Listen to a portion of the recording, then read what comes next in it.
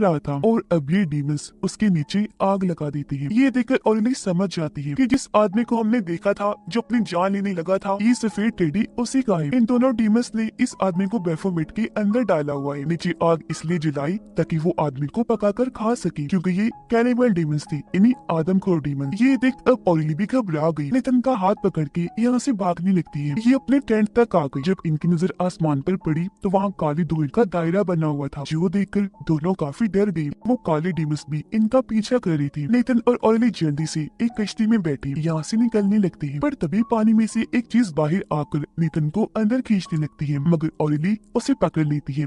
काफी देर तक भागने के बाद इन्होंने देखा कि हम वापस अपने टेंट के पास ही आ गए हैं, जिसका मतलब था कि वो यहाँ पर फंस गई है और अब सबसे बड़ा शैतान यहाँ से बाहर जाने ही नहीं दे रहा। तभी इन्हें यहाँ एक जंजीर दिखाई देती है जो उसी 3 सर वाली डॉग की थी, जिसका मतलब था कि डेविल ने अपनी हल्की रखवाली उस डॉग को इन दोनों के पास भेज दिया था, जो देखकर दोनों भागकर टेंट में आ जाती है। काफी डरे हुए थे। यहाँ ऑरेली नेथन को बताती है कि मैंने तुमसे झूठ कहा था कि हम अपने डॉगी को वापिस ला सकते हैं। असल बात तो ये है कि जो एक बार मर जाता है उसे वापस नहीं लाया जा सकता। मैंने तो ऐसा बस इसलिए कहा ताकि तुम्हारा दर्द कम हो सके। नेथन उसे कहता है कि मैं सबसे बड़े डीमन से मिला हूँ जो मुझे हमारे घर के पीछे ही दिखा था। उसने तो मुझे तभी बता दिया था कि तुम्हारी बहन तुम्हारे साथ एक चाल चली